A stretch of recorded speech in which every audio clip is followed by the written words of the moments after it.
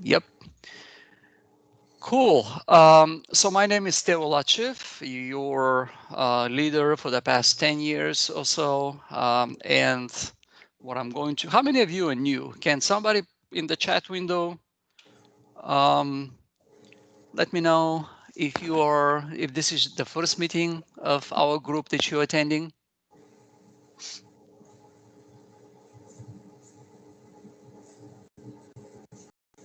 Okay. Yep.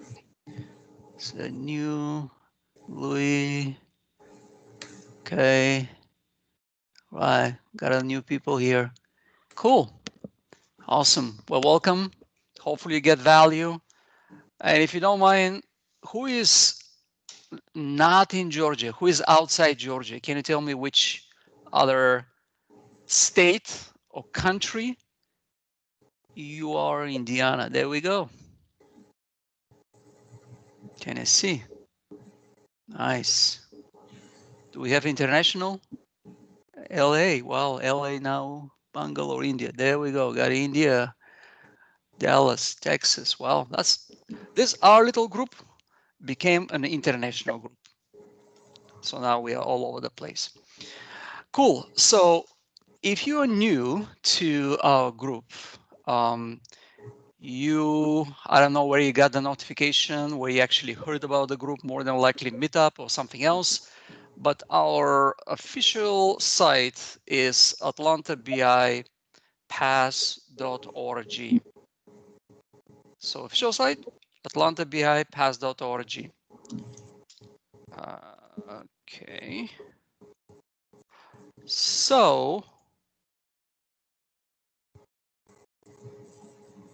if you're not associated to our group, we are part of the much larger organization called PASS.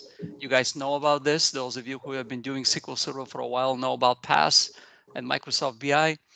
If you haven't done this, please associate with our group so you can get notifications for our meetings. And before every meeting, we appreciate if you can confirm that you're attending. This is not so important nowadays, but when we used to meet in person in the Microsoft office in Avalon, we use this information to plan pizza and drinks. Yeah, that's right. We not only give you cool stuff, nice content, a lot of value, but also we are feeding you. Used to feed you, now we don't. But we'll feed you again, I promise. So if you still though, I would like how many people actually will be attending. So I appreciate there is a little RSVP survey. Guys, confirm that you're attending. If you want to, somebody's asking, well, where do I get the recording? So the recording is there right here. This is why I'm posting the recordings. By the way, I appreciate guys if you mute yourself. There is some background noise. So appreciate if you can mute your microphone unless you want to ask a question. So here is the link to our recording session since we start meeting virtually. And after this meeting, the recording is going to go in there as well. What else? If the speaker is kind enough to give us the slides, we actually put them in this resources section in here, right? So the resources section, all the slides are in this section. And that's pretty much all you need to know about our group. Of course, we are not only here, but also on Meetup and the dynamic community. We're maintaining 3 sites, so we have a lot of presence on the web. Before each meeting, I said RSVP. After each meeting, if you get business value, let your coworkers know, your managers know, get involved. I'm always looking for, well, right now, actually, I'm not.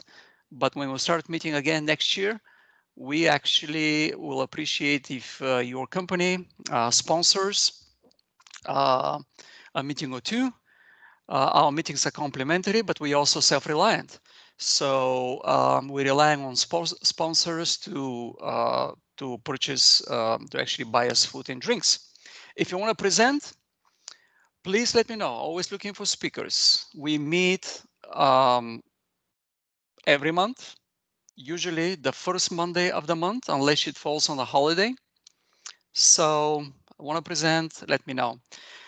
Taking a little bit of donations, although GoFundMe pulled out this little trick on me that actually they changed the format. And now, for some reason, this GoFundMe.com Atlanta BI, if you try to donate, you will find that it doesn't accept donations, but we are working on that.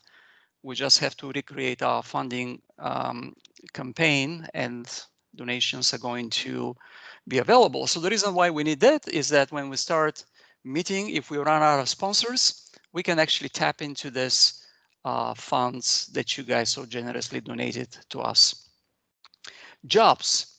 Does anybody have any need to, I guess, advertise BI talent? Is anybody looking for BI, Microsoft BI resources? If you do, you can unmute yourself, tell us about what you're looking for. If you don't want to do that, then you can post the link to the job opening in the chat window, right? Anybody? Jobs? Openings?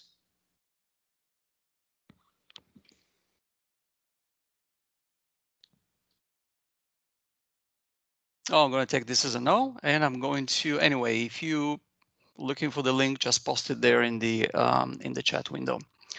Cool. So the next section will be, MSBI related news, things that caught my attention since the last time we met, which was the beginning of November. A lot of things actually happened since then. Actually, I'm a little bit surprised. I thought that usually Microsoft toward the end of the year, there isn't that much going on around Power BI, but this time I can actually keep up on new features. So we've got, and I'm going to show you a little demo of some of these features. But first of all, we have, maybe you heard on the Microsoft conference back in September, Microsoft Ignite, that Power BI is introducing a new licensing model.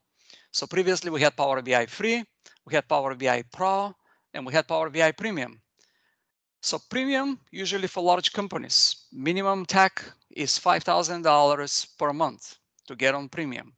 Pro, easy to start, $10 per user per month. Everybody can afford it, right? But then what about these smaller organizations that want to have access to premium features? Because premium is not just about dedicated capacity, but also we give you, Microsoft gives you new feature, premium features. What kind of premium features? Things like large data sets, paginated reports, AutoML, and dataset caching. Have some features that are only available in premium. So what about if your organization likes Power BI, likes licensing per user, maybe you don't have a lot of users, but still want to get access to this premium features? Well, very soon you will be able to do that because there is a new model, which is kind of a hybrid. As a Power BI Pro, you pay per the user, you continue paying per each user, but then you're gonna get also access to premium features. We don't know at this point how much it's gonna cost. The pricing hasn't been announced, but what we know is that you can go ahead and sign up for early preview of this feature. You can try it for 60 days. I have enabled this on my tenant.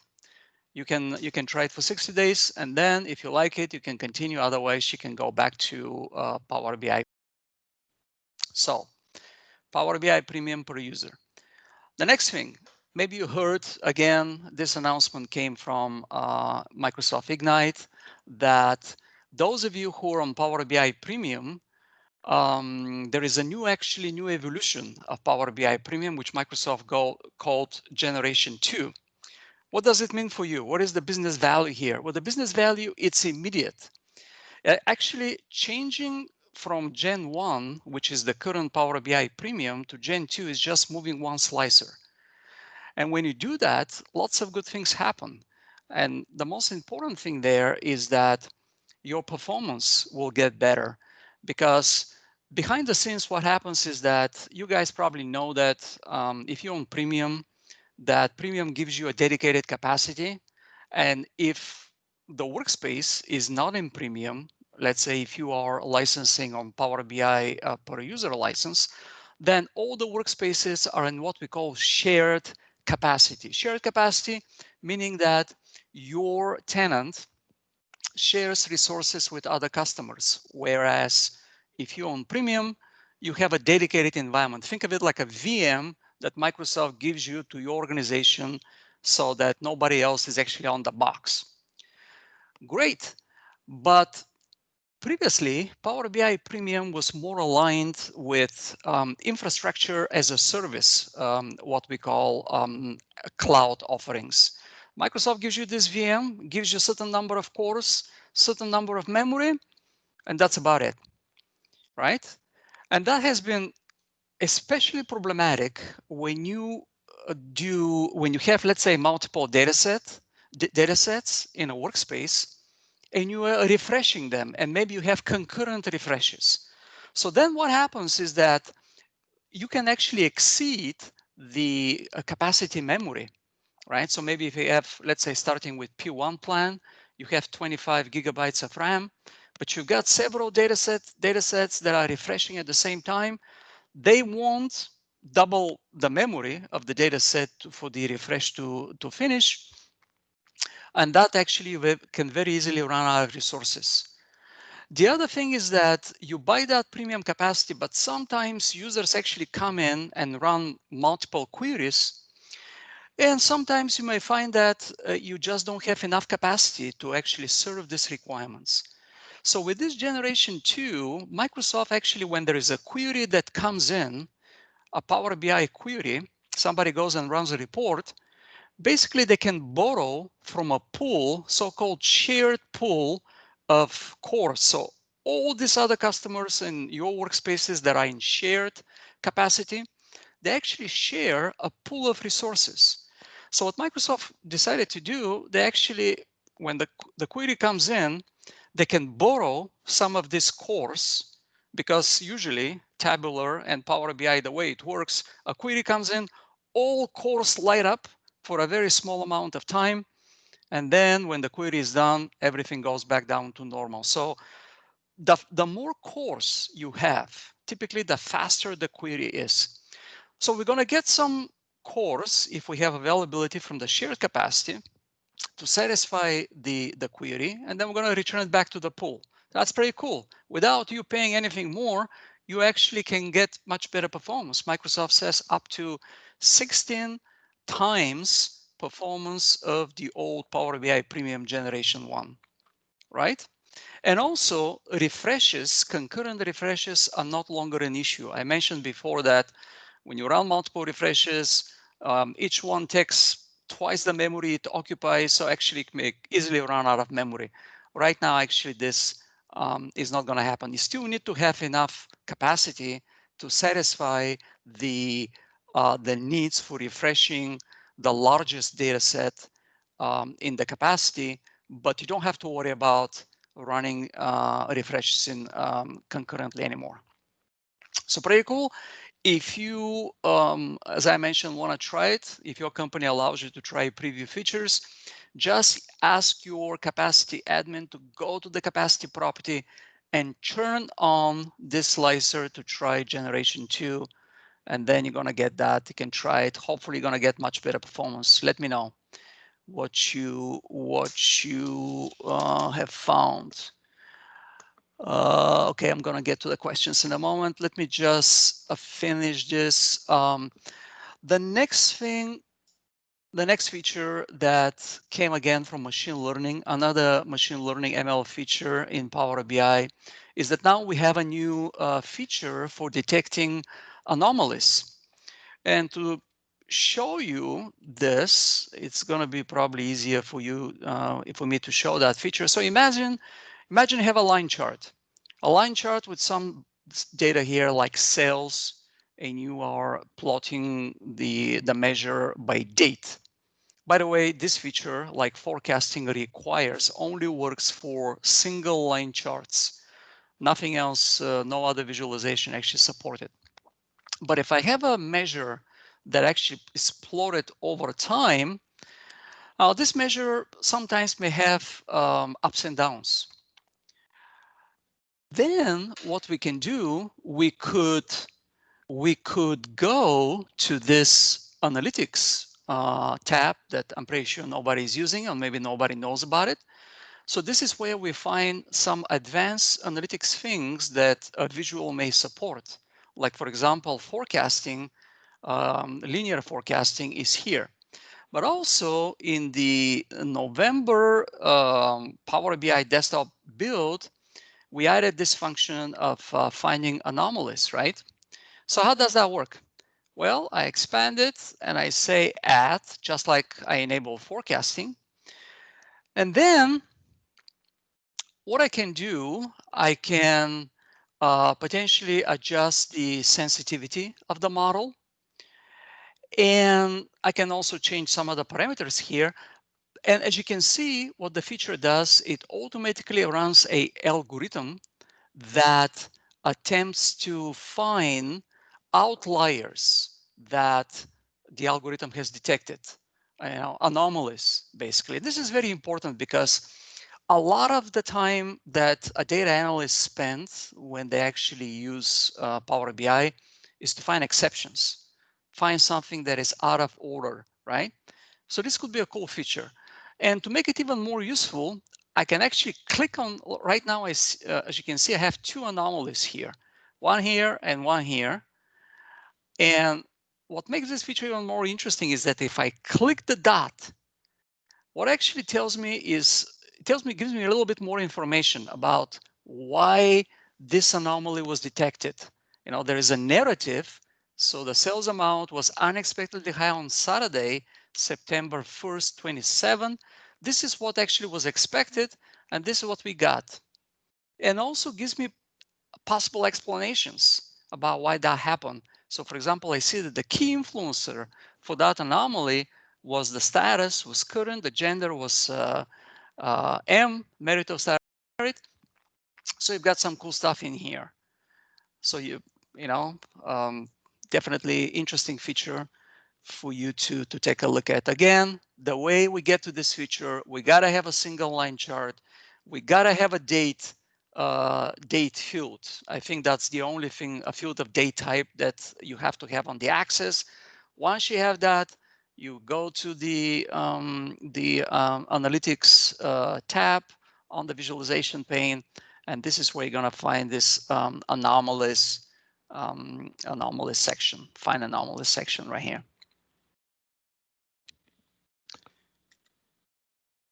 Cool. So we have that. What else we have? Well, we have a new model view. What does that mean? Well, we're going to go to this tab right here, the model view.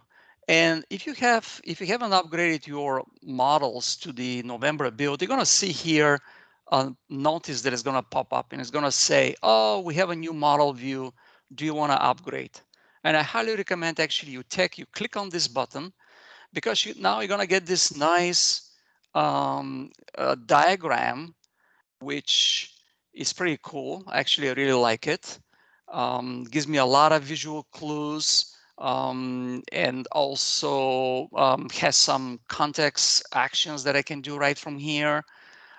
If you have a composite model, for example, some tables are imported, some tables are actually in direct query mode. You're going to have also nice indicator here, like a blue line that tells you the storage mode or something like that. So it's a pretty cool model view. Got a little bit kind of the presentation got much better. Okay, got that.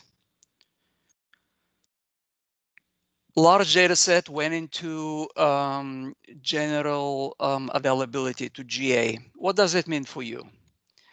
So you probably heard me talking about this several times, but I'm a big believer of semantic models. Let's say like an organizational model that is sanctioned by IT.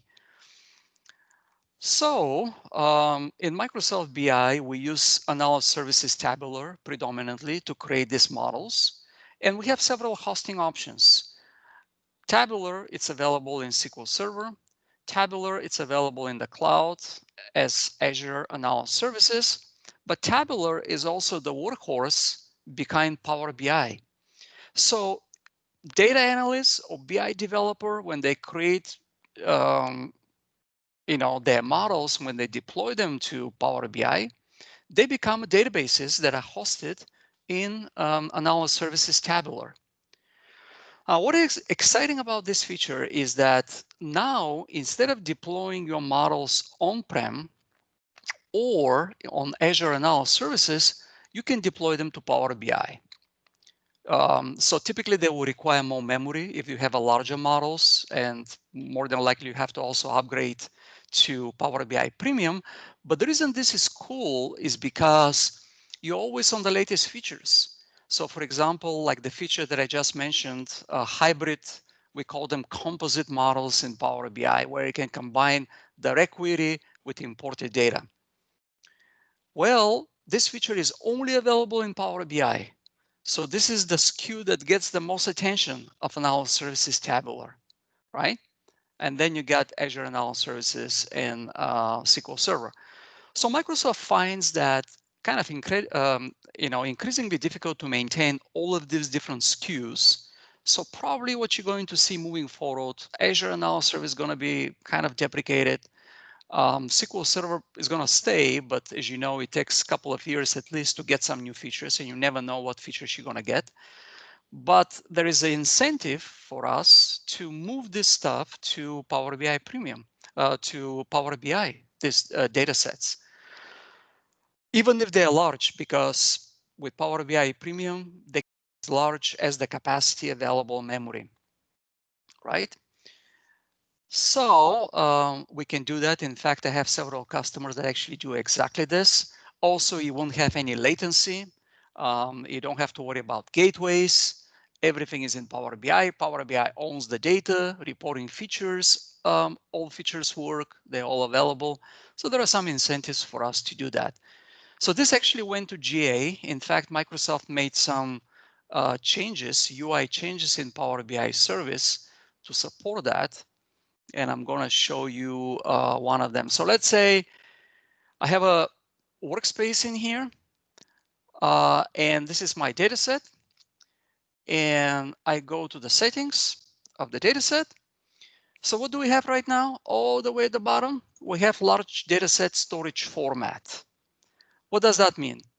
By default, when you deploy data sets to Power BI, they go in a regular storage, which means that your data is saved in regular Azure storage, which means that it takes longer to actually load that data from disk to memory.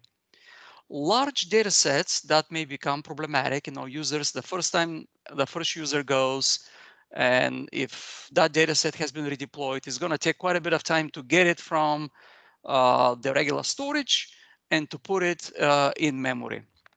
So this large data set format basically tells Power BI to store the data of that data set into premium storage, which is much faster, solid state and all that cool stuff. In fact, Microsoft recommends if you on Power BI Premium, you actually do this even if the data set is not large. What do we mean by large data set? How big does it have to be considered large? Well, that's kind of a that's really not a good rule for this. But even if you don't have like a gigabyte of a data set, it's a still good idea actually to enable this storage. You can, by the way, enable it on the entire workspace.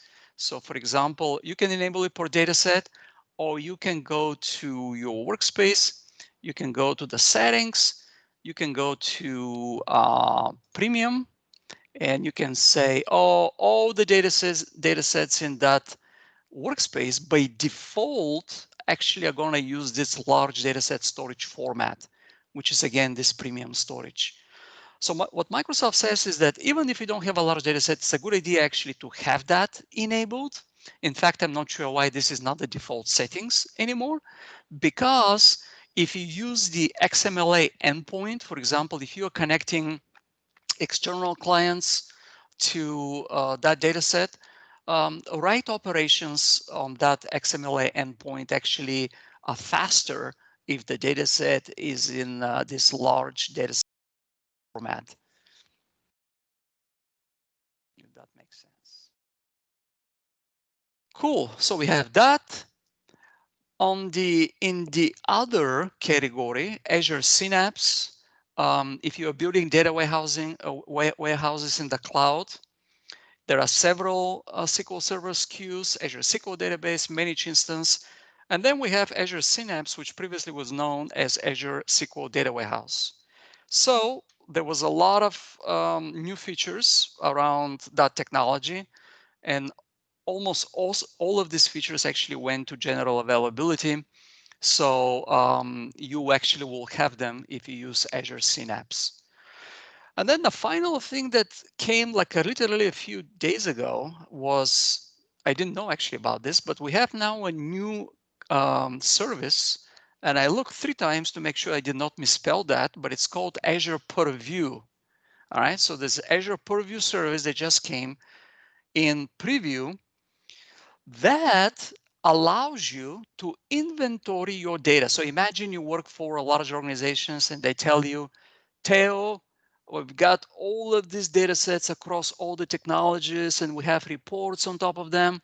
Want to see the lineage, want to see how that data is used and by which report is being used. So this is what Azure Purview is. It's a part of Microsoft Data Governance initiative. So it allows you basically to get better understanding of where the data is in your organization. So Power BI so happened that actually can integrate with Azure Purview. And here on the right side, I'm showing you a screenshot where you can say, oh, let's go and inventory Power BI. And then it gives you this nice view that tells you, okay, what data sets are being used, where they come from. So you kind of can centralize this lineage into a single tool, which is Azure Purview. So that's all from me. Let's see if we have questions here. And also, please feel free to unmute yourself. If you've got any questions based on what I said so far, now is the time. So Dan is asking, any word on premium user license cost yet? As I mentioned, I don't know. Patrick, who is listening, I'm pretty sure attentively, he may know. You know, Ryan said it's like $20. That's what I would imagine, maybe twice the Power BI per user license. But, oh, he say, okay, that'll be a good price. Yeah, I agree with you. I don't know how long it's going to cost. Yep, there has been instances where I needed more than 2 times available memory in Azure Analysis Services when refreshing the models. Yep, and the reason why this is the case is because when you refresh a data set or a model in Azure Analysis Services, behind the scenes, the technology builds a new cache of your data, unless you do incremental processing or fragmented processing. Let's say you process only specific objects. If you process the entire data set, what they have to do behind the scenes, they got to build a new database actually for you, a new cache. And when that cache is done, they have to swap it. So you need basically at least twice the memory for this to happen. I would think it would have been the same situation in premium capacity Gen 1, given that the new upgrade in Gen 2 are welcomed. Exactly. So how that happens behind the scenes, I'm not sure what they do with the memory, how they actually allocate memory on the fly. It looks like that's what they do. They kind of borrow it from somewhere, give it to you. If you have concurrent refreshes, they kind of take it away. But it's pretty cool. Or as a coworker calls it Azure MuView. Okay, Azure MuView. I guess that's the purview. Okay, I guess that's it. Yep. Cool. Any other questions about everything that I went so far through? Any questions? I guess not. All right, so this meeting is going to be optimizing the size of your model. Patrick LeBlanc, which I don't have to introduce to you guys, the guy in the cube, is going to present this. And our next meeting is gonna be January 4th next year, right? First meeting, January 4th. James Serra, he actually used to be a consultant. Now he's on in Microsoft. He's actually overseeing kind of Azure Synapse, the data lake, these technologies. He actually is going to do us a presentation I thought we can break a little bit from Power BI and talk about some other things. So he's the guy who knows everything about data lake, pros and cons and all of that. So that's going to be our next meeting in January. Cool. With that said, Patrick, are you there?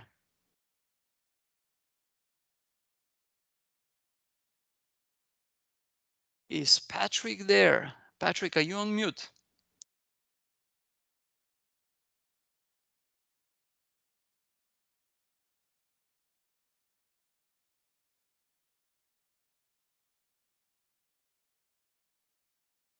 Where is Patrick? Patrick LeBlanc is right here. Patrick, can you hear me? Because we can't. Can you hear me, Teo? Oh, I can hear it now. Thank you so much. All of a sudden, I thought I have to step in, and that would be big shoes to fill in, right? No. I was testing some new devices earlier, and I couldn't get all the cameras and stuff to work how I wanted, so I'm just using my webcam. So. I was so happy to see you and hear you. All The floor is yours. right. Okay. Well, thank you so much, Teo. Great stuff. Great stuff. I don't know the price. I don't know the price of Premium Per. It's going to be announced soon. Okay. So I did this session for the last time I was presenting somewhere in person, and I just updated it, reorganized it, and when Teo asked me to speak, I said, hey, this may be good to re-deliver this session. So this is like a reworked session based on everything that I'm showing right now is based on, you may not believe this, but real world customer experience. So I work on the Power BI customer advisory team at Microsoft, and we work with some very large customers. And I was listening to Teo talk about, he's like, well, what's constituted as a large model? I actually have a customer that has a 400 gig tabular model, and they won't do any composite models or aggregations or anything like that. And so we're trying to figure out how to reduce the size. And then I have another customer, this is before the larger model stuff was supported in the government, and they had a model that was nearing 10 gigs, and we needed to figure out how to shrink the size of that model. And then we had lots, we have customers that do some really strange things with dates and times and data types. And so I took all of those customer experiences, mashed them up into about 39 slides and about 6 demos. All right. So enough of all this talking. You guys know what I like to do. Let's head over to my laptop. All right. So I'm going to share my screen here, Teo.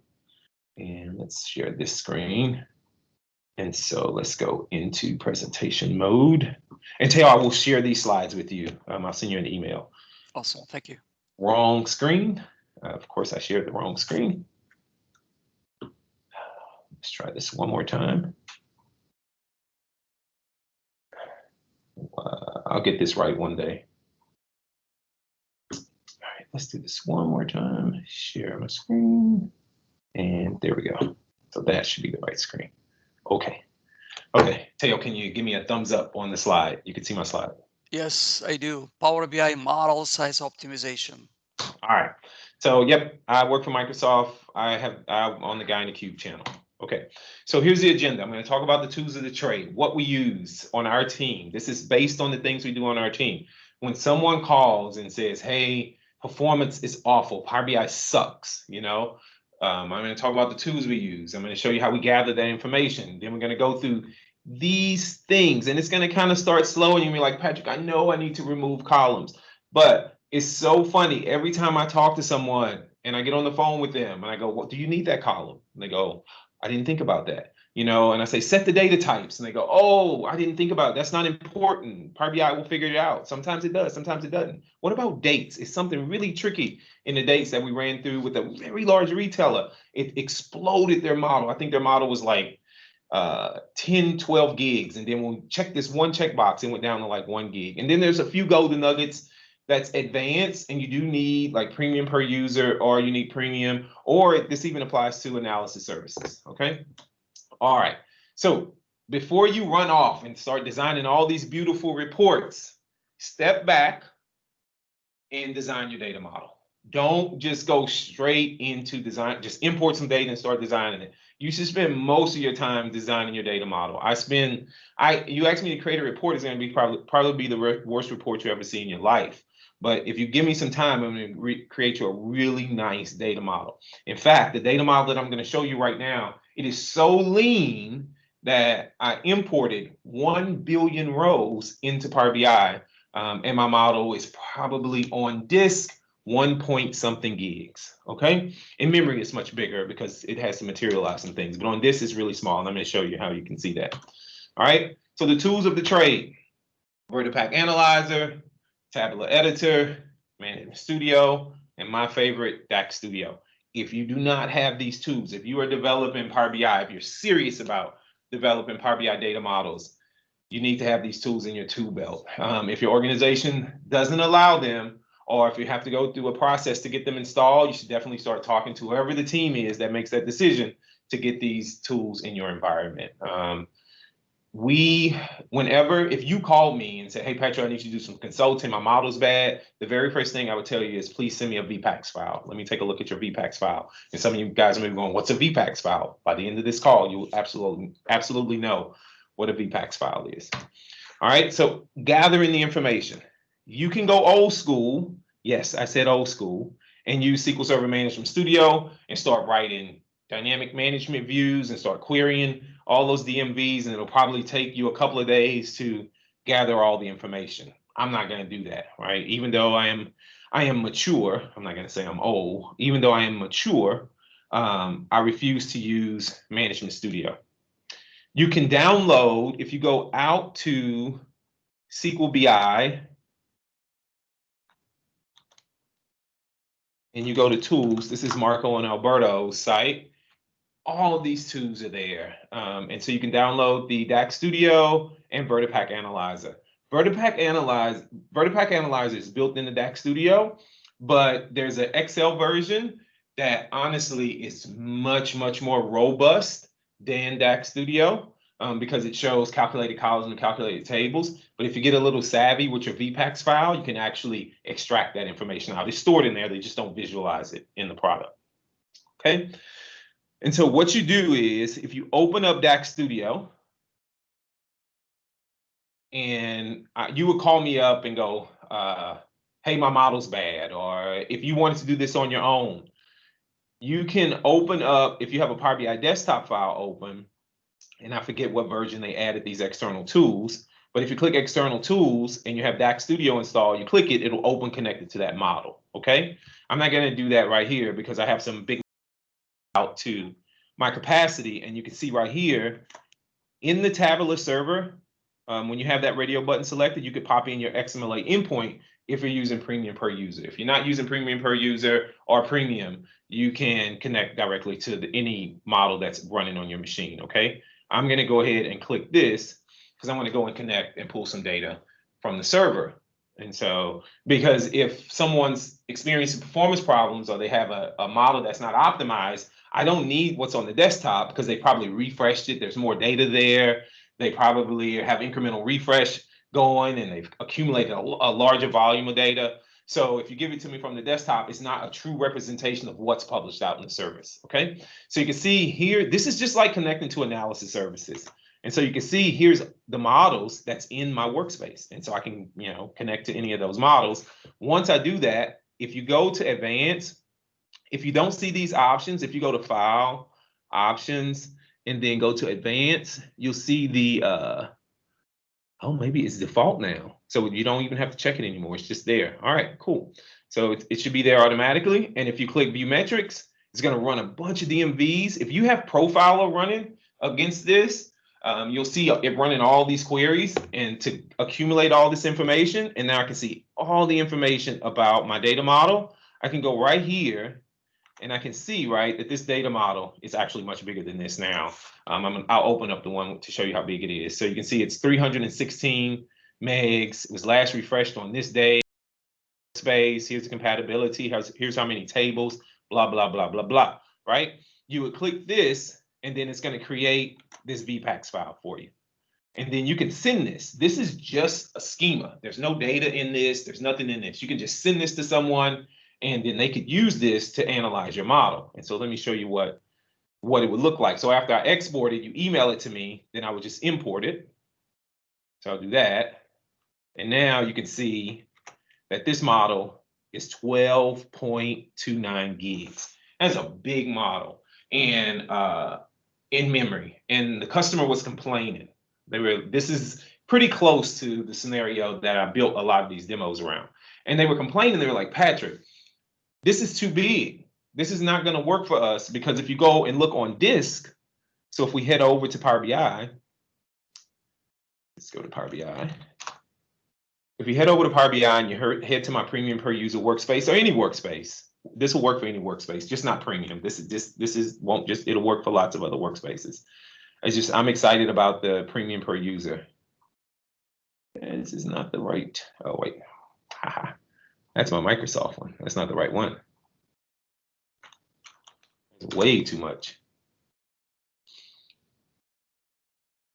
So once you go and get signed into Power BI, if you want to see how big the file is on disk, and so all those limits, so Teo talked about the larger models. I don't have larger models enabled yet because I didn't want to break my demos. And so you can see I have lots of different premium workspaces, but this is one that I'm working in, Insane Amazing. And if you click on the gear up here, you'll see this option for manage group storage. If you click on manage group storage, you can see how big these files are on disk. And you can see, right, this one is 6.1 gigs. And they were concerned because at the time, larger models wasn't GA, and they didn't use preview features. It wasn't available in the tenants that they were using. So they were in fear that they were going to get to that 10 gig limit that Power BI had. And they're like, this is not going to work. We got to figure out how to shrink this model. And at the end, we got their model all the way down to 1 gig. And I'm going to walk you through all these steps. So my model is not going to get that small, but we'll get close. On this, it will. This is the final one. You can see I went through 3 progressions. So I went from 6 gigs to 3 gigs to 1.4 gigs on disk. Okay. All right. So once you gather your information using DAX Studio and the VertiPack Analyzer, you start taking a look at this information. Okay. You take a look at it. And so let's take a look at the tables, and you can see, right, one of my tables, the cardinality. The cardinality is how many unique values are in a column, right? And so in this table, the cardinality of the table is how many rows in the table. And that's 1 billion rows I have in this table. And you can see the size of this table is about 12 gigs, and on and so forth. But what was strange, look at this. This is that auto time intelligence table. Why is that table so big? Why? Somebody tell me, why is that table so big? If I expand this out, look at this. This is even more alarming. I don't know about you guys, but I don't think I'm going to be doing business or in business working with someone for 7,993 years. This is insanity, right? This is absolute insanity. And so this is one of the things, right? DAX Studio will show you these things. And as you kind of go through this, more and more, you'll identify things like, what is this sales key? Why do I have this sales key? What am I using that for? Look at the cardinality. This is 30% of the model. What about this transaction amount? Can I do anything to this transaction amount to reduce this? Do I really need this auto date time? That's what these local date tables are. That's that auto date time. And so it's using a lot of space. And so the first thing I do is I go through and look at data types. For example, if you take a look at this data type right here, why is that a double? Why isn't that a decimal? Why are you using a double? Is that causing me to have a dictionary? We'll talk about the dictionaries and the hierarchies and all that stuff in a little bit. Okay. And so I walk through and I take some time very judiciously looking at these tabs, looking at the data that the VertiPack Analyzer is giving me. Notice I'm not talking about DAX. I'm not talking about performance. I'm not talking about query runtimes, anything like that. Because if you have a nice, lean, clean model, it'll allow you to write really simple DAX. And so people go, Patrick, DAX is not simple. Well, if you have a nice model, you can make it simple. If you find yourself writing really complex DAX, there's probably something wrong with your model, unless you have some really complex business rules. Okay. All right. So after I gather it, I kind of have these rules, these things that I put in my mind that I need to walk through. So high cardinality, and you guys saw our cardinality. If I go back to that VPAX file, you'll notice that the tables that have columns with high cardinality, those are the larger tables in my models. As the cardinality goes down, so should the memory space that's required, okay? So the first thing, remove unnecessary rows. Here's some resources that you should take a look at. The Power BI Field Finder is written by Stephanie Bruno. It's out on GitHub. Tabular Editor, Daniel, I can't pronounce Daniel's last name, but Daniel's a genius. Power BI Helper, that's by Reza and Layla, out on their website. These are a couple of tools that you can use that'll help you find unused columns. And so we're going to be posting a JSON file for the Tabular Editor that'll actually, there's a guy on our team that wrote best practice analyzer plugin, a little JSON file for the best practice analyzer and Tabular Editor that'll actually show you columns that are missing. So we have some stuff coming out at the beginning of the year. And if you stay tuned to the Guy in the Cube channel, I'm going to do a video on it and stuff like that. All right. So there's two ways you can remove data, right? Remove columns or rows. So one is vertical filtering, where you're just removing columns, columns that don't serve a purpose. A million times I talk to people and I'm looking at their model and I go, why do you have that column? What's that column for? And they go, well, we think we need it. Well, you can always add it back. If you don't need it, don't use it. The biggest offender is primary key columns on my fact table. My fact table has 1 billion rows in it. And I'm going to show you, I didn't turn on large models on purpose because I was hoping this would fail, and it actually did. If you go to this model right here, this is the really bad model. If I go here and look at refresh, it's still refreshing, but you see I get this error. And if you look at what the error says, it says unable to save changes since the new data set size, it's bigger than 10 gigs, bigger than 10 gigs. And so if I enable large models, this should succeed and I'll get going. But when you do bad things happen. And one of the worst things you can do is, where's my slides? Here we go. Is add a primary key from your fact table. And people will go, well, I need that primary key because I need to count it because I need to know how many widgets I sold, how many transactions I have, how many students. I need that. But you really don't, because the primary key is a unique identifier and it's going to equal to the number of rows in the table. So if you just say count rows on that table, you don't need that column.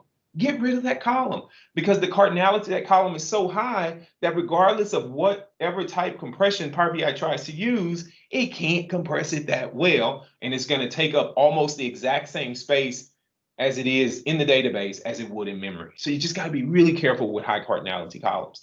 Only use the columns that are needed for reporting. And I know as IT professionals, we don't like to talk to report consumers or end users.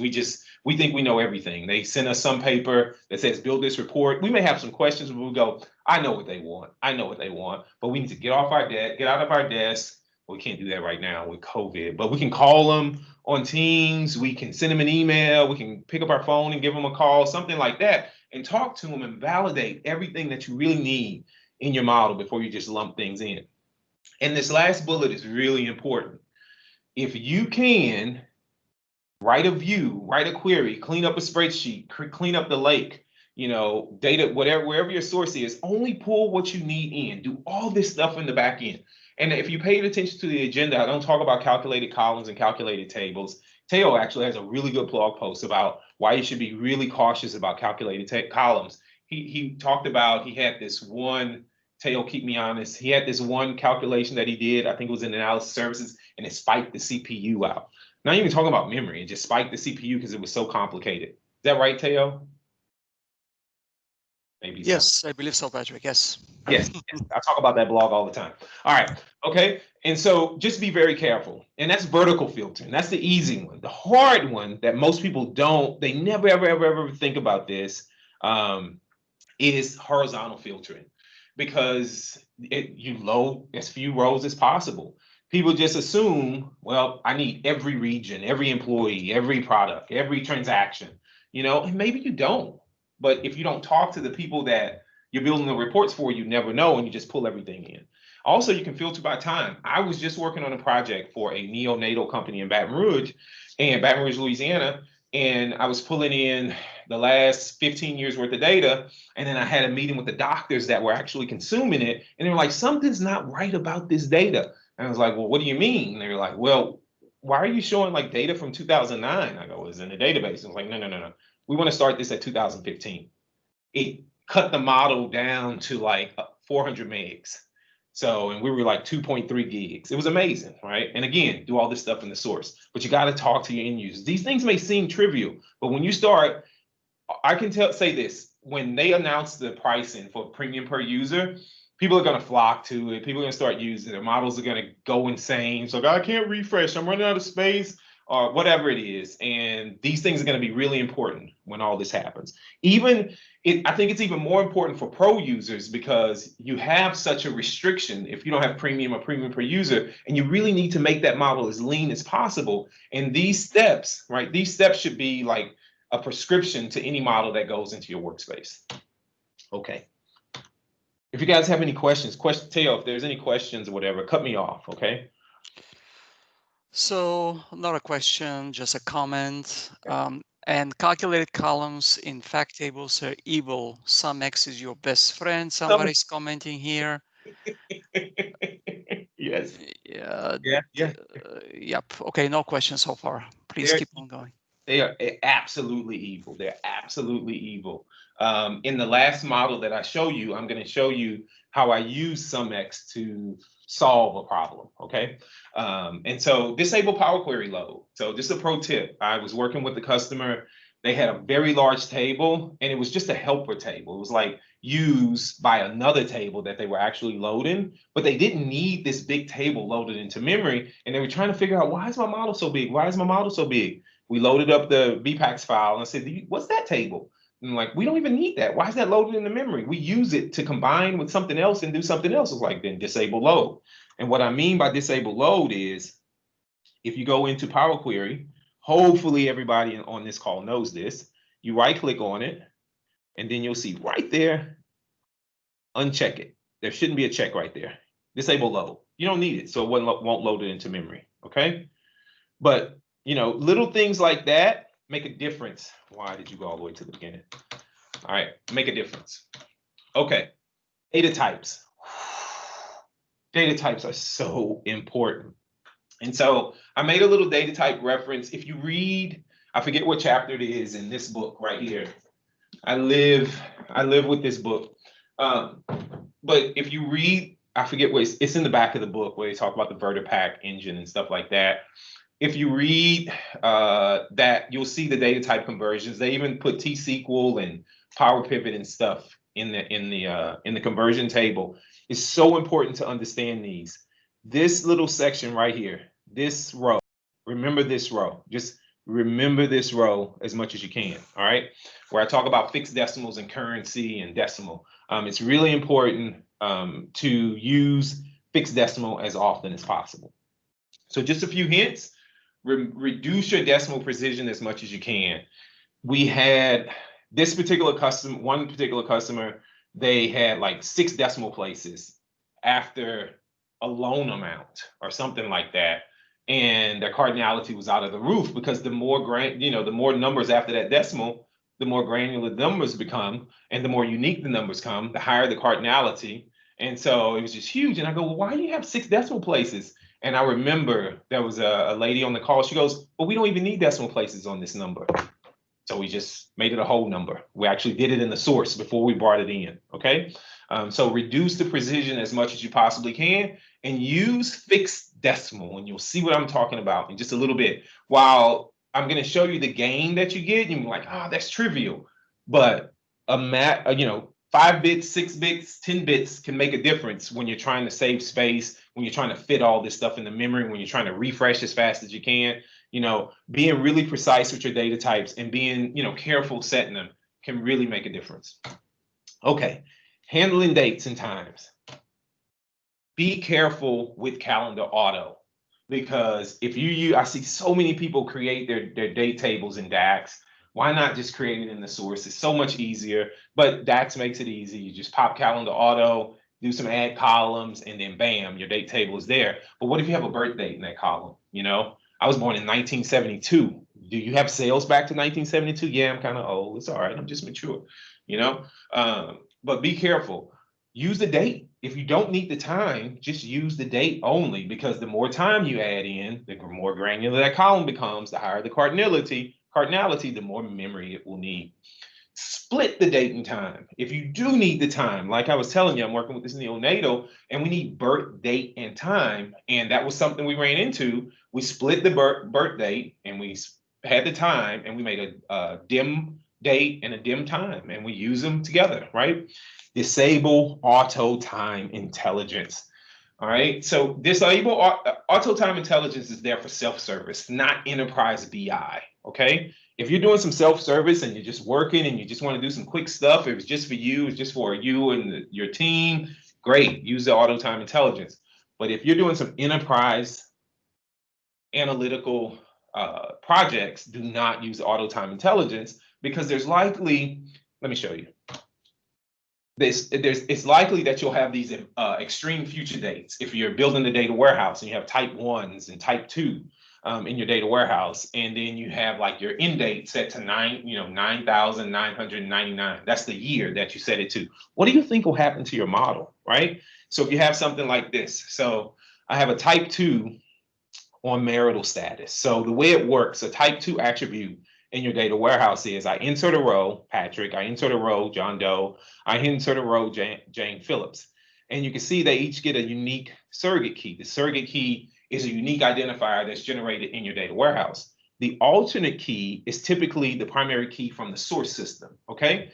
So it says, all right, Patrick went from single to married on June 28, 1997. So we add a new row, we expired this row, right? On that day he got married, and then we activate the new row where he's married, and then we set our end of time to 12/31/9999, assuming Patrick will never get divorced, he's going to stay married. But if he did, we would add another row, you know, and continue to do that, because we want to track the history, because we want to see is Patrick just as productive when he got married as he was when he was single, and we can do that comparison by tracking this history, right? What happens to my data model? So all those things I just talked about, right? That whole gambit of things that I just talked about. What happens to my data model when I institute all these changes? So let's take a look. Let's go to DAX Studio. Oh, let's see if this is finished. Let's see if this finished refreshing, or did it fail again? Curious. Still going. It's going to fail again. All right. So let's go back to DAX Studio. And I'll tell you, I will share the VPAX files too for this, or if you, and I can share the Power BI files too if you want. It's just Contoso DW. So here we go. We'll open this up. And now you remember the other model was, I forgot, it was 12 gigs. So now I got it down to just under 8 gigs by making a few changes. The first change I did, if you take a look, oh, this is, yeah, let's close this. We don't need this. This is not my model. So let's connect over. Let's go to number 2. And so you'll see, the first thing you should notice is that those auto date tables are gone, and I have my own little calendar table, and I use calendar to build my date table. I should have did it in my data warehouse, but I was just lazy. I wasn't lazy, I was just efficient. And so you can see now that is down to 7.5 gigs. What did I do, right? The first thing I did was, instead of bringing in on my product table, I'd use a to add a related column for subcategory and category. And so I got rid of those 2 tables. I don't need those 2 tables anymore. I did a merge back in Power Query, and because I only wanted category and subcategory. So instead of having a snowflake, I kind of denormalized that a little bit and completely forgot about those tables. Now, how big were those tables? Meg, 2 megs, 3 megs in memory. But those 2, 3 megs, right? They may seem trivial now, but as your model starts growing, as this becomes an enterprise, analytical model, those 2 or 3 megs may become very important. Okay, that was the first thing I did. Then I went over to my my fact table, and what's missing? What's missing from my fact table? That key. That online sales key, I got rid of it. I chunked it, because I can write account rows across this table to get the exact same thing I would have if I counted the online sales key, because the cardinality of that column, the unique values in that column, is equal to the number of rows in the table. I really don't need it, right? The next thing I did was I had first name and last name and middle name on this, but I also had a column that I created that combined all that in the customer name, and I imported all 4 of them. I got rid of 3 of them because nobody's going to search by first name, last name, middle name, right? They want the full name. And if they did want to search by full name, first name and last name, maybe I got to bring them back, right? These things may seem trivial, but when you start working with lots of data, it's something you need to think about. One thing that I forgot to do, and I will admit, I was trying to do this right before the call while Teo was talking, but my models take too long to refresh. If you take a look at the online sales table, I have move away tooltip, move away. I have a unit price and total cost, something that you can consider doing. It may seem trivial, but if you look at the space that these two take up, total cost, right? And where's unit price at? Unit price didn't make the tops, but you can see how much space this is using. And so in VertiPack Analyzer, I should explain this earlier. This column size right here is equal, this column is equal to all 3 of these, the data, the dictionary, and the hierarchy size. I didn't say that at the beginning, my apologies. Okay, and so when we start looking at where we can reduce, and we'll talk more about this in the second half of the session, we'll look at the data and the dictionary and the hierarchy in a little bit, and we'll talk about it more. But I could have taken total cost and unit price. There they go. There's unit price right there, right? I can take these because these are from the product, and I can move them to the product table, and I can save even more space by removing these 2 and moving them over to the product table, because that's where they belong. And actually, I have them already down in this table, so I can get rid of those 2. Sometimes we bring columns over to our fact table unnecessarily because they're at a different grain. And if I want to use them in a measure, because of the relationship, I can say related. I can say sum X, the quantity sold times the related price, and that'll give me the cost, the cost of those products, the cost of the goods. All right. Okay. What I also did was, you may notice time intelligence, right? So you don't see those auto date columns. So I want to show you something. So you can see this right here is number 2. I'm going to open up a new one, and I'm going to import number 1. I want to show you, come on, there we go. I'm going to do this, and I'm going to do these horizontally. And so take a look at this. So you can see, right, on the bottom one, this is number 1. So you can see all these local date time tables, right? They're completely gone. And if you go over here, you can see that this table had 2 million rows, about 242 megs, maybe more than that, disk space, memory. And so by getting rid of it, I just got a ton of space back. I got, 3-4 gigs back of disk space, 5 gigs of disk space back, just by making those few changes, right? Disabling auto time intelligence. If you don't know how to disable auto time intelligence, all you need to do is go into your file options, and you can set it in 2 places. And this is a true story. I'm not kidding you. Adam and I work on the same team at Microsoft, and he sent me a message on Teams, hey, you want to join a call? Got a customer, they're going to show us their VPAX file. And we got on, and they opened up their VPAX file, and we saw all these local date tables, and they had year, and the number of years were like, 6,000. I was like, what is that? What are those? What are those? And we disabled it, and they're like, okay, we're on the call for like 5 minutes. And it was 1 checkbox. It was literally, and they had a date table. They had already imported a date table. So you can set it globally right here for all models, all subsequent files. So if you uncheck this and you open up another file, it'll be disabled for any subsequent files. Or you can do it just for this local one. And you can see right here that I completely disabled it. Teo, any questions? Well, yeah, we have a few comments here, but I think we got them answered. Okay. Patrick, the community replied, and I think we took care of it. So all right. No questions for you so far.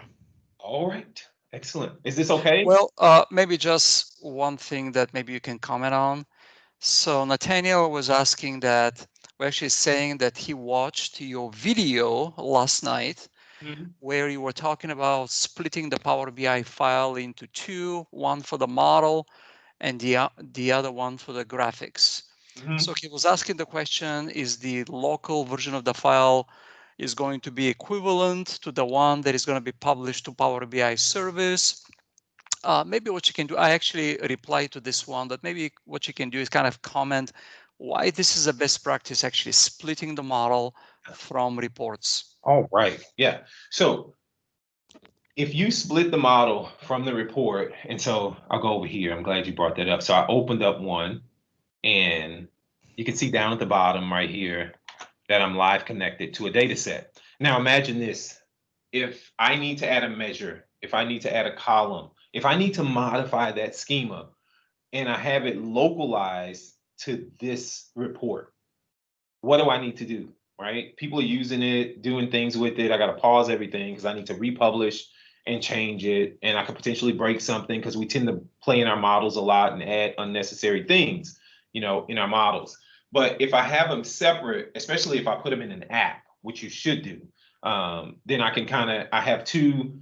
Power BI is being used for two different things. I can have my data modelers over here designing data models. I can have my report developers over here designing reports. If there needs to be a change to it, I can use tools like Tabular Editor and ALM Toolkit to make changes to my model if I'm using premium or premium per user. If not, I still have a localized copy of that data model that's separate from my reports. The challenge is if you are using incremental refresh and you start to refresh that large model and you don't have premium, you do run into some challenges by separating it. And so I want to point that out because you can't download the PBIX file once you have incremental refresh going. You need to use some other tool. And if you're not using premium or premium per user, you can get stuck. But the big reason, right? The big reason, and I think, Teo, this is what you want me to say, is data silos. Because if I create this model and I use it for that report and I publish it up, and then I need it for another report, I'm probably just going to copy it and create the reports for the exact same model. Maybe I have a few different measures. Maybe I have a measure that needs to be in both. How do I maintain the logic for both of them? And I have all these data silos and I have so many data sets spread out. Right. So the idea is that, it's just separation of duties. Have one model, but then multiple reports from it. One of the most typical issues that I see, especially with novice users, they start importing and re-importing this data multiple times. Every time you need a new report, they actually go and create a new model. They import the same data. So the idea here is that kind of refactor the two things. You got your model, you do it nicely, star schema, multiple subject areas potentially, somebody responsible for it, while other users actually can create many reports on top of it. Yep. And so you see this is actually the same model, just optimized over and over again. But imagine, let's say these were the same three models, because that's what would happen if we don't have the separation of duties, like Teo said. Someone, especially new people, they would open it up, import the same data, or possibly copy it, just copy the file, delete all the pages out and start creating new reports and publish it. Now I got to manage refreshes for all three of these. Imagine if my database, I have a SQL Server database, imagine how chatty that would be if you scheduled 8 refreshes a day and you got all these different things going, you got logic across all three. How do you maintain that logic across all three? It's just a nightmare, and so having this one data set to rule them all is good if you can, right? If you can. Sometimes I'm not saying you'll have a single data set, but try to minimize the number of data sets and just don't try to redo the same thing, right? If I have, a sales model that has all my sales information, you don't need another sales model that has the same information in it. Try to reuse it. Okay. I'll get off the little high horse there, Teo. Okay. What's going on with let's see. It's Tablet Editor. There we go. Tablet Editor. Okay. So, so I made those changes, just some clicks. I made those changes and I was able to get a lot of space back. If you'll notice, the local date table is gone and my model is nice and clean. And so I'm like, all right, this is 7 gigs. And can I squeeze out any more? Can I squeeze out any more space in this model? And this is what happens every time we get on the phone with the customer, like, oh, it's 7 gigs. Can we get a little more? Can we get a little more? Yeah, you can. But these are the golden nuggets, right? And I call them golden nuggets because these are some advanced topics that you got to be really, really careful with. And you just can't go willy-nilly doing this stuff. You've got to go read about them. You got to test them. When you have large models, you got to put a lot of work into this to make sure you don't encounter the things, especially one thing I'm going to show you, how I exploded my model back out, and it was unintentional, but I set a property that I probably shouldn't have set. Okay. All right. So let's go back to the presentation over here. So why Power BI? I mean, PowerPoint. Okay. So there's the data for a column is made up of potentially, it's the data size, potentially a dictionary, and the hierarchy. Okay. The hierarchy is a structure required by MDX queries and used by DAX to optimize sorting and filtering. Okay. There's a property now with the XMLA endpoint GA. You can set these in Power BI Desktop, but be very careful because we haven't hardened Power BI Desktop. And so you can set them and then they can go back. So be careful. We don't support it. Microsoft doesn't support it. But if you're using the XMLA endpoint, you can save these changes out. And like Teo said earlier, if you enable larger models, these operations will happen so much faster. Okay. And so there's a property that you can set using Tabular Editor, or you can use VS Code. You can write some scripts to set this property and disable these hierarchies. But you should only disable these hierarchies if the column is used in a measure expression. It's not visible like a relationship column, and it's never used for any type of filtering or sorting. If you're using Excel, like analyzing Excel, or any tool that queries the semantic model using MDX, you really, really need to be careful with this, because once you disable it, once you turn this off, it won't appear in your pivot field list. So you got to be really careful with this property, okay? So don't just go doing it and don't think there's any repercussions. And I'll be honest with you guys, I was talking to one of the AS engineers today about the sorting and filtering part. And I'm like, what do you mean sorting and filtering? I can use any column. He goes, I'm talking about like if you're going to group by it, if you're going to use it in a pivot or something like that, okay? If you're going to use to sort another column, stuff those types of things. So I got the filtering part, but I'm still working on the sorting part. Okay, so how do you disable it? You use Tabular Editor. That's the easiest tool. You download Tabular Editor. You can open up, connect to the XML endpoint. You can open up, connect to your Power BI desktop file, and there's a property called available in MDX. You set it to false. And I'm going to show you what happens when you set this to false, okay? So that's the first little golden nugget that's out there. Oh boy, I'm running out of time. And then there's another property you can set. But before you set this property, you need to understand how Power BI does its compression. And like I said, I read this book a lot.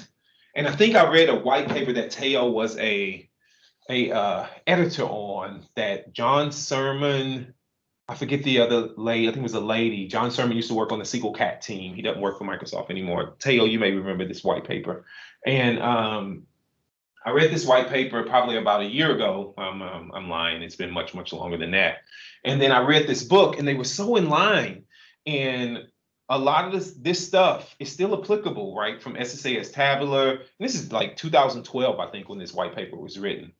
I think it was. And so, and they talk about value encoding and hash encoding. Those are the two primary ways that Power BI can encode, VertiPack. The VertiPack engine will encode your data. And then there's a complementary encoding called run length encoding, okay?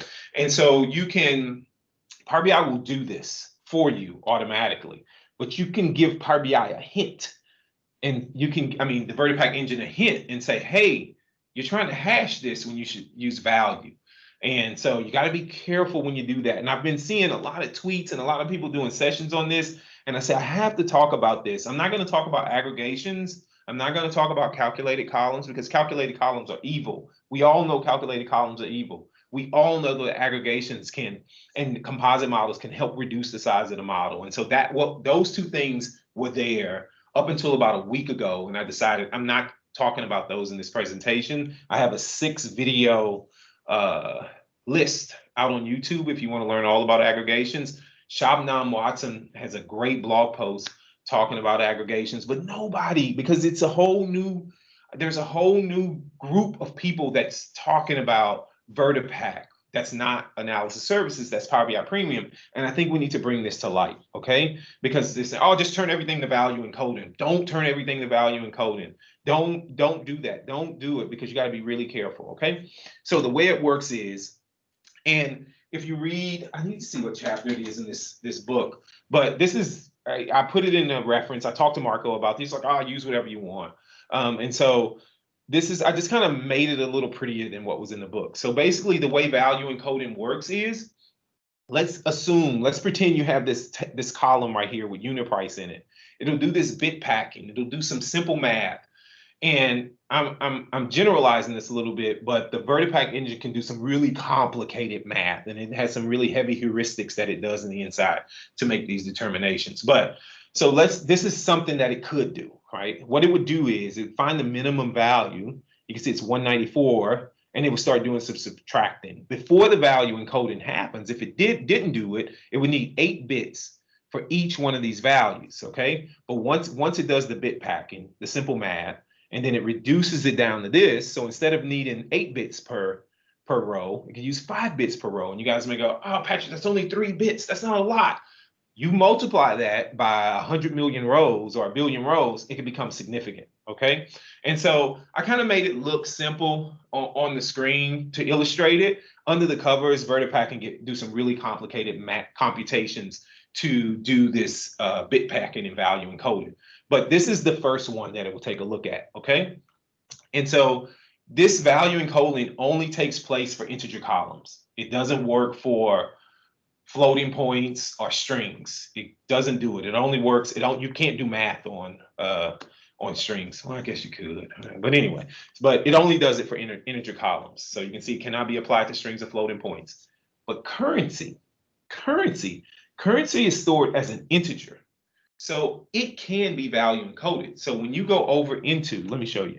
So when you go over into the query editor and you're setting your data types, if they're set to a whole number, that's fine. But a lot of times I see people do this on their decimal, right? You see how it's set to currency and they go, oh, it's going to show a dollar sign. Change the format on the desktop. You can change the format. That's okay if it's stored as a dollar sign.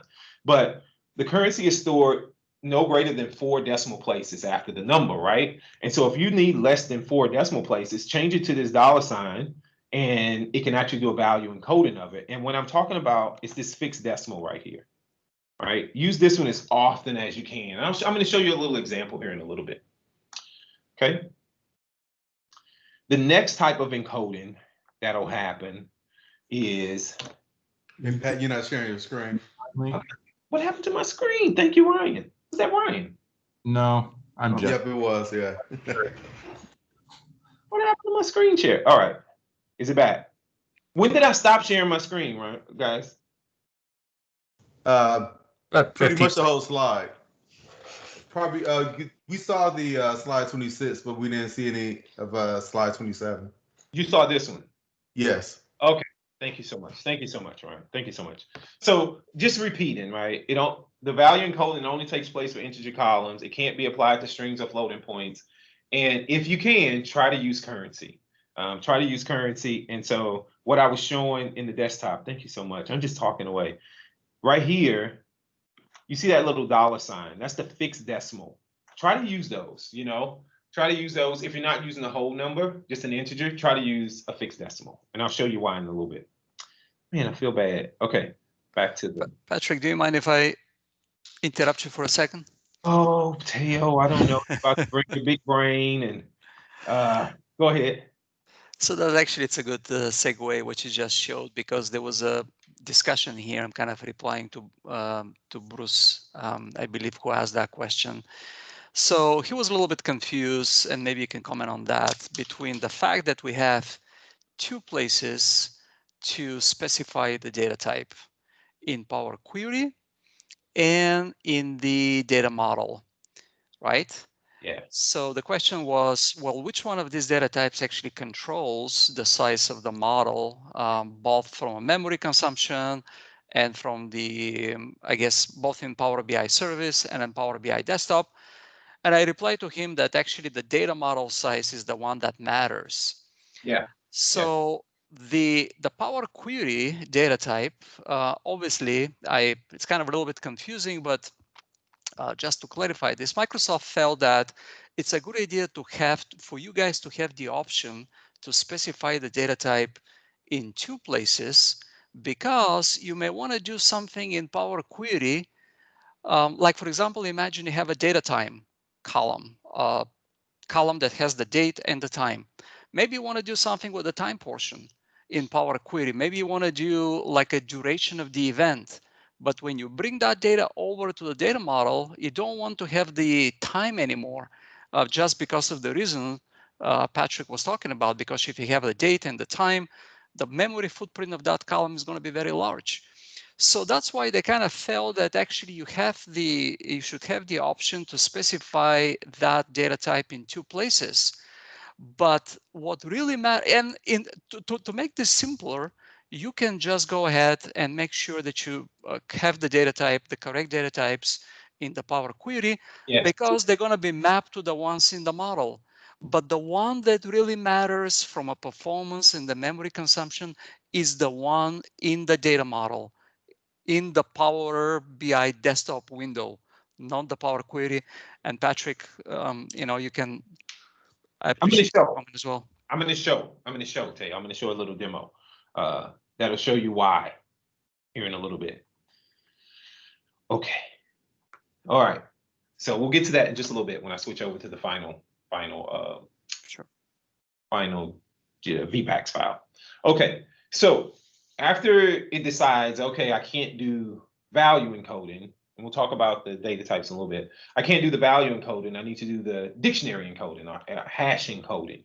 And so basically that's for strings or floating points. And basically it applies, imagine you have this column that has colors in it. And so to do the hash encoding, what it'll do is it'll apply this, this arbitrary index to it. It's a zero-based index. So every red is assigned 0, every white is assigned 1, and on and so forth. And then it'll create this dictionary right here, and it'll associate that index with the string value, and that's actually what's going to be stored, in memory, in VertiPack.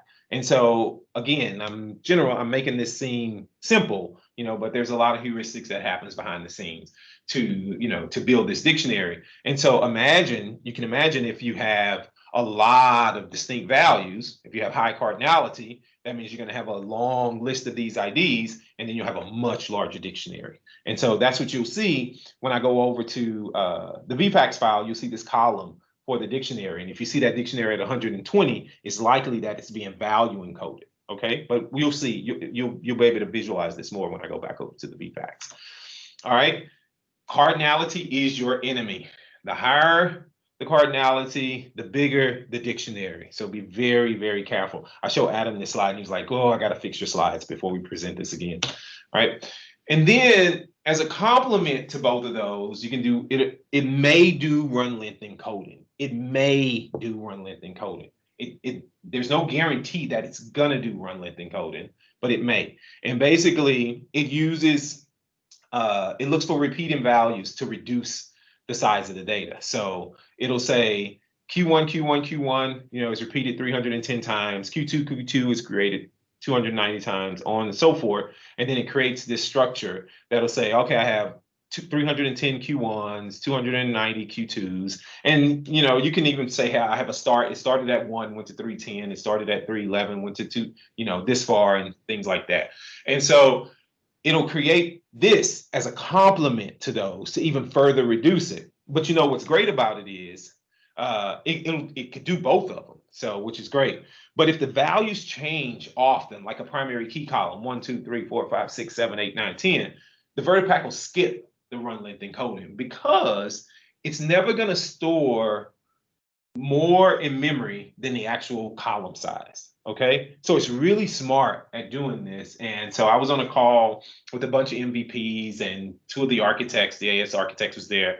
And one of the guys said, hey, can you explain how it makes this decision? And basically what he said was, that's Microsoft's secret sauce, right? We're not going to go into all the algorithm of, hey, when does it decide? When is it going to do it? I'm going to give you 4 tips at the end that they gave me, and that's actually, I found them in the definitive guide to DAX. So I imagine Marco and Alberto talked to those guys a lot, but they gave me these 4 steps that's almost mirror what's in the book.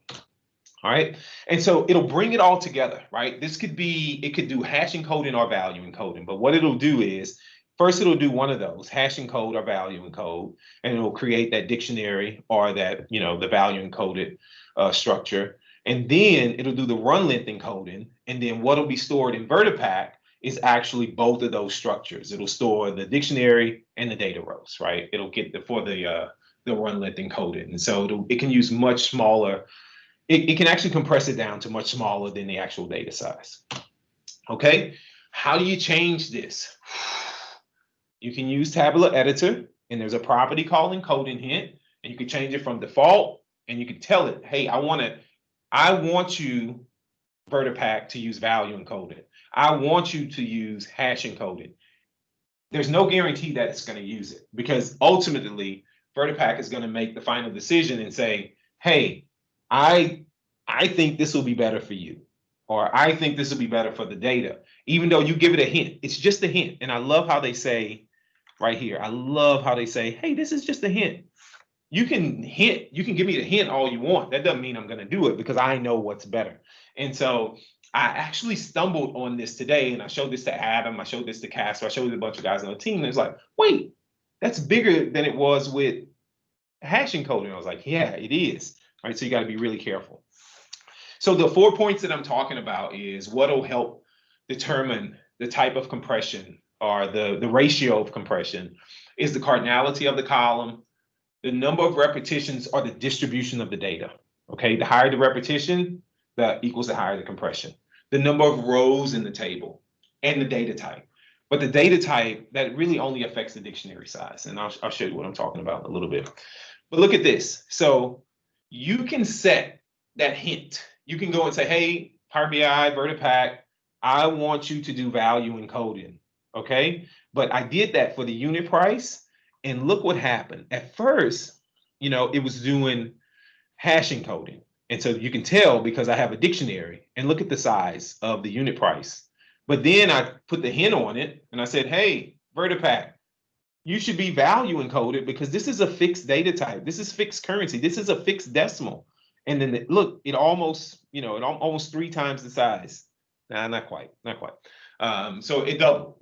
More than doubled the size of it. And so you got to be careful when you set these encoding hints. And another major reason is, if you're setting this, you're probably working with large volumes of data. And the only way to get that encoding hint to take effect is to reprocess every row in the model. Even if you do it for a table and you just process a partition, yeah, but you got to process all the partitions and do a recalculate to make all of it available. Where it's different with the available in MDX, if you change the available in MDX option, and I'm going to show you this, all you need to do is a process calculate on the database. And because that's just that hierarchy is something that's built later in the process, and I don't need to reprocess all the data for that. All right, so that's the second golden nugget, the encoding hint. And I'm going to do a demo of all this before I wrap up.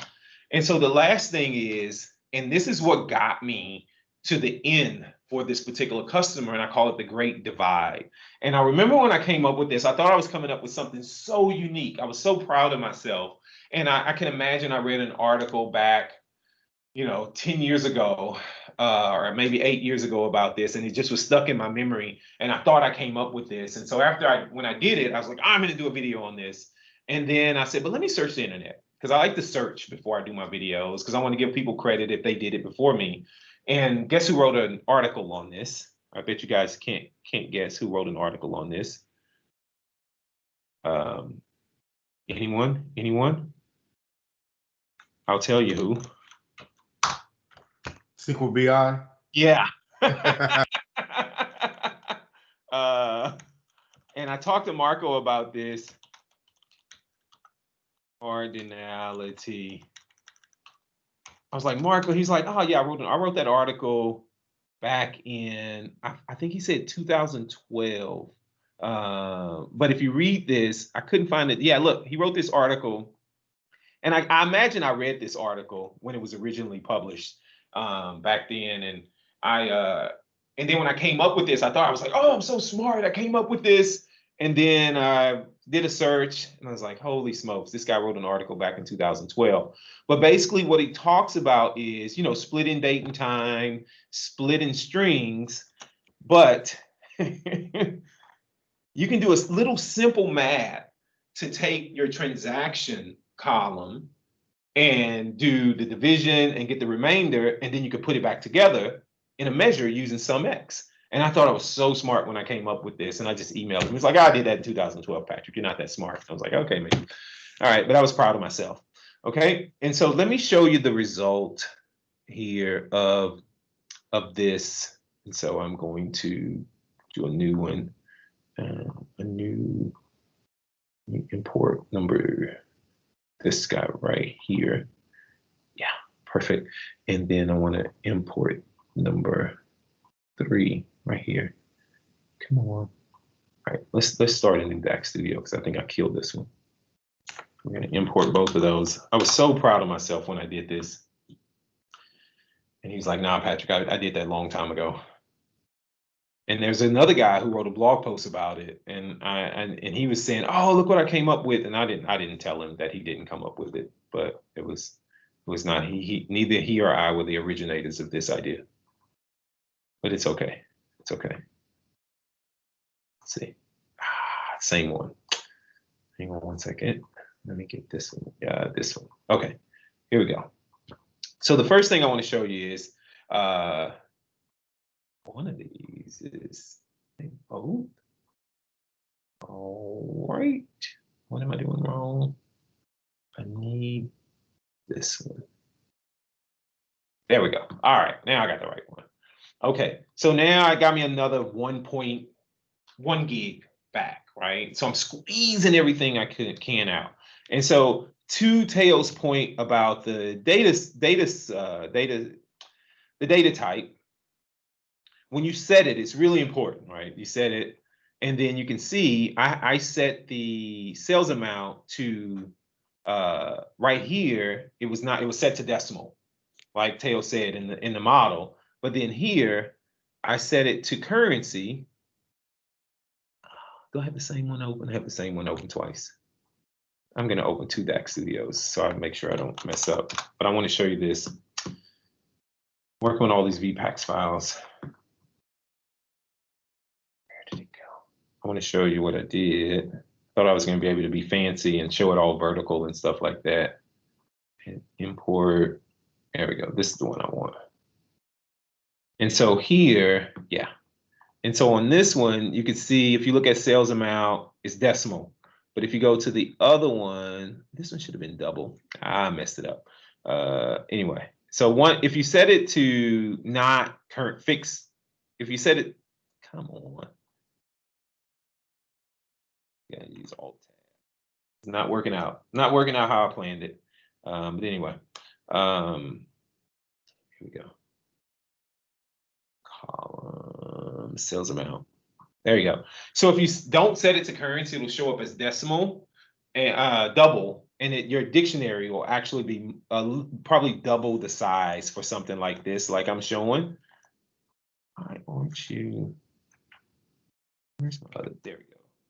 See this one.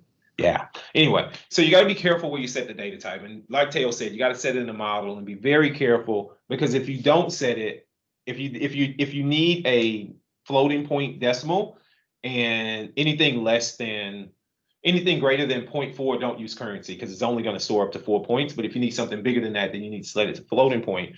But if you set it to a floating point, you definitely will get this dictionary, and that dictionary will be larger, because the dictionary from how Power BI does the hash encoding will definitely be a bigger structure in memory. Okay.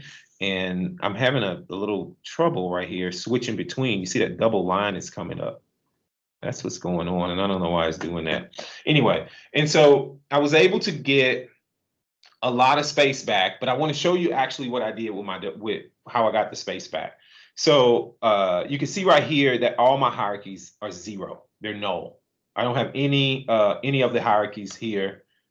But on this one, I have a few hierarchies, if I go to my online sales, I got rid of all of them, right? And so you would only turn them off. Usually I start with my fact table. I don't mess with it with my with the other tables, because I may use those for sorting and filtering. But these are some really advanced things that you only turn these off, you know, if you know what you're doing. But you don't need to. If I go, so now if I go here, I'm going to open up the tabular editor. This is what I want to show you. The way you would turn it off is if you go File and you choose Open and you choose From DB, you can put your XMLA endpoint. And if you're using Premium per user, you will get an XMLA endpoint. But what you need to make sure you do if you're using Premium per user is you need to go to the gear here and go to Admin Portal, and you'll see a new option for Premium per user. And if you click it, don't take forever. Don't take forever. Don't take forever. Don't take forever. It's going to take forever. But there you go. And so I don't know why that's showing up right there, but there's a option for your XMLA endpoint. You need to set it to read write for your Premium per user. And now, once I do that, I can connect. It can be read if you just want to connect and look, but if you want to make some changes to some properties, it needs to be read write. And so you can see my little golden nuggets VPAX file. And now what you can do is you can go over here on this table and you could choose, this won't work on measures, right? It only works on the actual columns, but you can choose the columns you want. So I can click here, and you can see the properties right there. And you can see that available in MDX property. And I set it to false. I set it to false because I wanted to turn that off. And you can even, in Tablet Editor, you can write these little advanced scripts. And so I wrote a custom script that's called disable for all the selected columns. So if I select multiple columns, bloom, bloom, bloom, bloom, and run this script, it'll disable. It'll set it to off for all of those. Okay, so you got to be really careful. Don't do this on your dimension attributes, because if you're going to use it for grouping and filtering and slices and things like that, you may lose some of the optimizations that DAX depends on. Okay, and so if you want to do the encoding thing, this is something else you need to be really careful about, because what I did was I changed the encoding, and I thought I put it in my slide deck, but I don't. Oh, yeah, I did. Yeah. So I changed the encoding on unit price, and I put a hint on it. I put a hint, where's Tablet Editor? I put a hint on the unit price, so you can see the encoding hint right here. What I did was I put an encoding hint of value, because I was like, hey, this is a fixed data type. Why aren't you value encoding this VertiPack engine? Because all the documentation, everyone I talked to said, if it is a fixed data type, it's an integer, and I can value encode this. So I value encoded it. But when the algorithm, the heuristics that ran in the engine said, yeah, you can value encode this. And it did it, but my data size just blew out. My data size was huge at that point. So I set it back. I was like, oh, that's a mistake. And so these are properties that you have to be really, really careful about when you set, because if the encoding one, unlike the available in MDX, you don't have to reprocess the entire thing with the encoding. With the available in MDX, but with the value encoding, you got to reprocess your entire database, that entire table. So you literally need to write a script or refresh the entire model, or you can go into Management Studio, and I think they're going to make this available in Tablet Editor pretty soon. But what you would need to do is, on that table with 1 billion rows, you need to kick and process it. I'm not going to process it. You got to figure out how to refresh it. If you have incremental refresh enabled, remember, the first time it'll reprocess it all. But if you click reprocess again, it's only going to reprocess whatever you have set as the properties, in your configuration, in your incremental policy. So you have to go process this entire table. But with the available in MDX, all you need to do is go to the database and go to process database, and you do a process recalc on it. And on my billion row, I can give you some numbers on my billion row database that I have right here. It only took about 3 minutes to do a process recalc, which is really fast. Okay, so that's easy. Available in MDX is easy to test out, but setting the encoding, it's a really advanced thing. And if you talk to a lot of people, probably if you ask Teo this question, he'll probably tell you the same thing. you really only need to focus on this with large data volumes. The reason I'm talking about it now is because people are just throwing it out. Every time I'm in a session, I was in a session with a bunch of technical sellers at Microsoft, and they had this as a best practice. You know, set all your fixed data types and whole numbers to value and code. And I was like, whoa, whoa, whoa, whoa, whoa, don't just do that. You got to test this stuff out. You got to be really careful. And then with the Great Divide, that's what I like to call it, the Great Divide. Why won't my tab? Why? What is it? I can't open my deck. Go up. And so what if you take a look, if you remember my transaction amount, it was huge, right? It used a lot of space. It was like 4 gigs by itself. And so I split it by doing that math.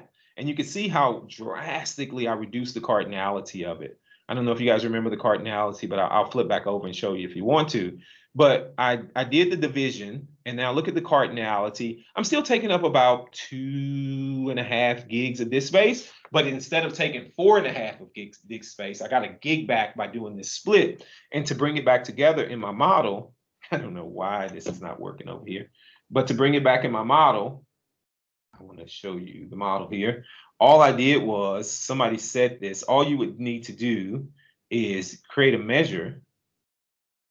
See if I remember the measure. All right, write the measure. We're going to do this. I'm going to say transaction, right, equals sum x, right? And it's going to be sum x on my online sales table. And then it's going to be this plus the right, the left, times 100. Whatever you divided it by, right? Whatever you divided it by. And then you just bring them back together. And now, right, I have that value stored in my model, and it's going to be precise. And so the one thing you need to worry about, you can do this also if you have decimals. I can put the whole number on one side and the decimal place on the other side, but you need to worry about the precision in the source. And so if you're pulling 3 or 4 decimal places, the numbers could be off a little bit. So you need to make sure the precision that you're using in Power BI equals to the precision you're using in your backend database to make sure those numbers equal up. But now if I do this, you know, it's smoking fast. And so like I'm live connected over here on my Power BI desktop file, and it's 1 billion rows that I've imported. And if we go here, you see I'm live connected. It took me a bit to clean this up, to make this, but look how fast that is. 1 billion rows imported in the Power BI. And so I can go calendar, year, make it a slicer if I want to. You know, it's not blazing fast, but I don't know why the slice is taking so long ago, but it shouldn't take a slicer that long on year. But anyway, could be just my internet.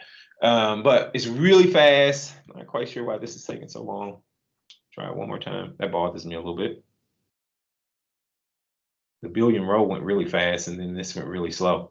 Anyway, but you can, if you work to clean up your model and spend a lot of time, you know, following these steps, you can get 1 billion rows in the Power BI pretty easily. And I know a lot of people say, oh, I got to go direct query. I need to use aggregations. I need to use this. You know, I'm not going to tell you it's going to be super duper fast. You can see I'm having some problems right here, but it will be relatively fast and relatively quick if you follow those steps. So a few resources that I want to point out here that I use: Definitive Guide to DAX.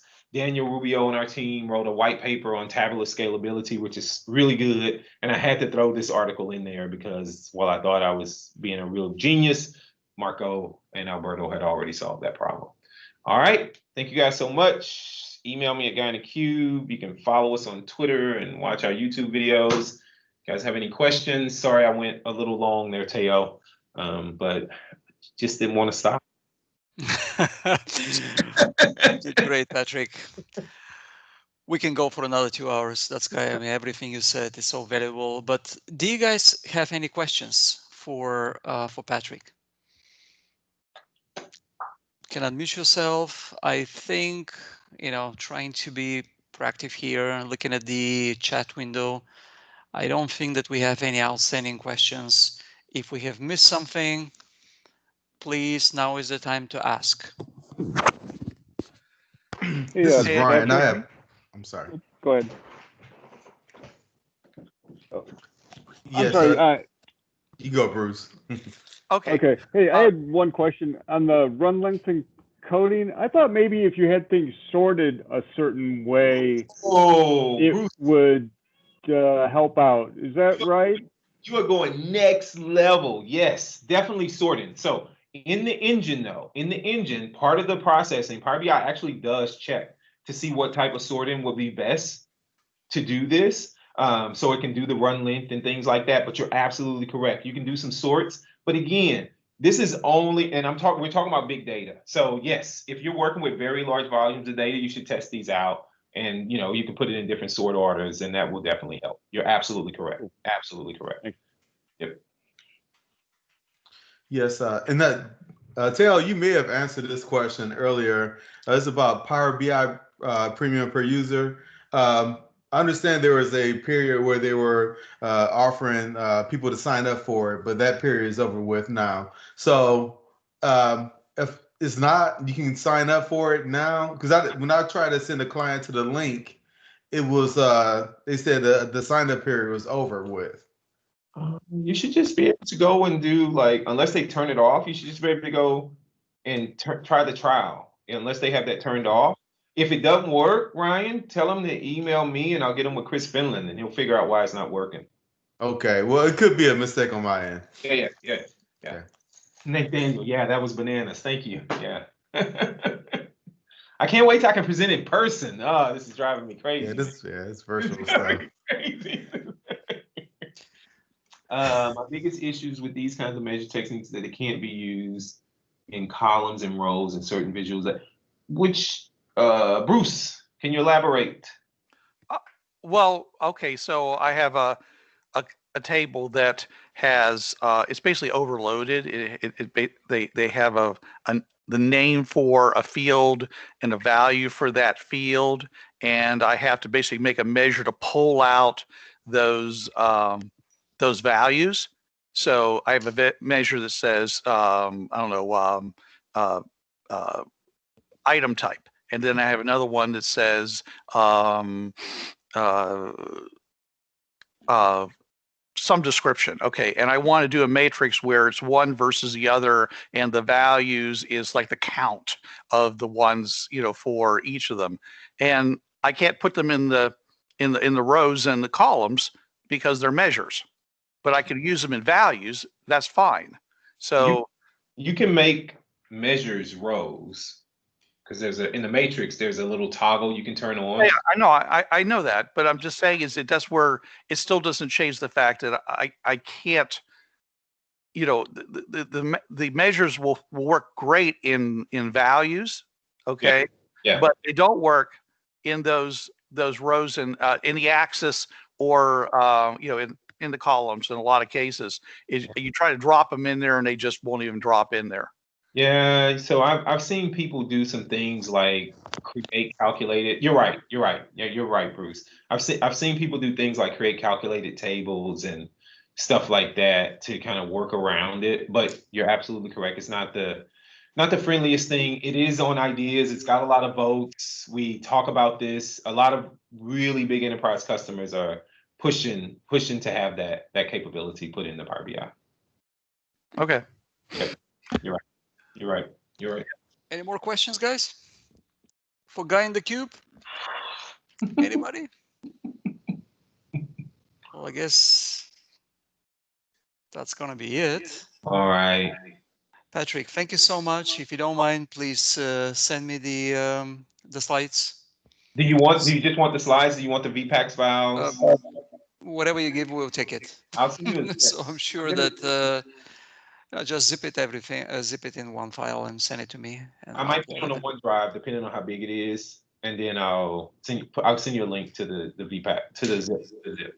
First thing in the morning. Yep. Thank you so much for doing this for us. Yeah. Guys, I'll see you January 4th. Actually, I'll hear from you. I'm not sure if I'm going to see you, but have a great holidays, and we'll meet next year. Thank you. Thank you. Bye.